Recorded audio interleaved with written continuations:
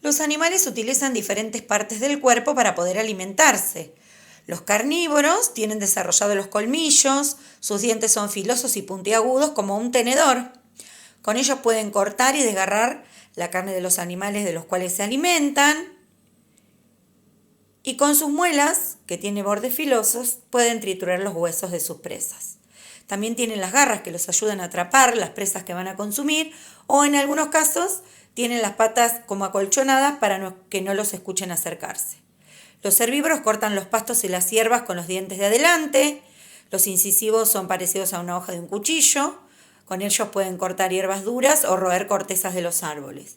Con las muelas anchas y chatas, parecidas a un pisapapa, pueden aplastar y masticar cortezas. Por lo general sus garras no son muy grandes.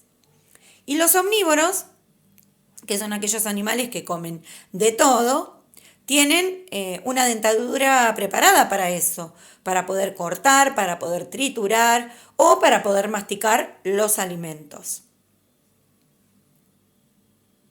Ahora vemos los picos, los diferentes picos que podemos encontrar en los animales.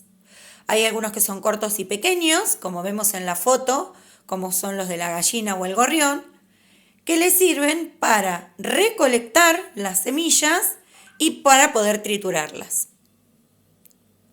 También tenemos otra clase de picos, como son los del colibrí, por ejemplo, que son alargados y finos, que les sirven para introducirlo en las flores y así poder buscar y sacar el néctar para alimentarse.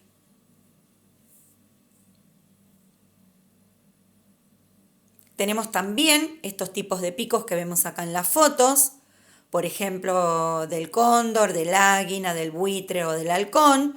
Son picos con forma de gancho que les sirven para atrapar a sus presas. Y también estos animales tienen garras muy grandes que los ayuda a atrapar también lo que van a comer. Acá vemos picos con forma de ganchos. Los picos con forma de gancho hay algunos que son coloridos y de mayor tamaño, como por ejemplo el de tucán, sirve para alcanzar los frutos y poder pelarlos. Pero también los suelen utilizar para defenderse de otros animales cuando los atacan. Y acá vemos picos aplanados y achatados, como son por ejemplo los de los patos, los de los cisnes, gansos y también los pingüinos, que les sirven para poder conseguir las presas sin tener problemas, ya sea debajo del agua o en la superficie.